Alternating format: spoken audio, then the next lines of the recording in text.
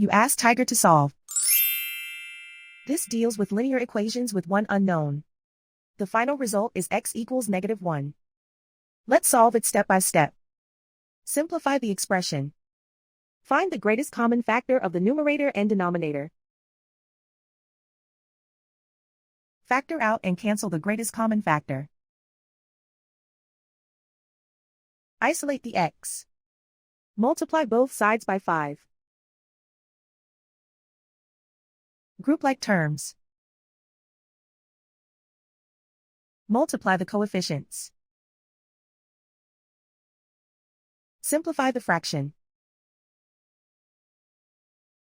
Multiply the fractions. Simplify the arithmetic. And so the final result is x equals -1.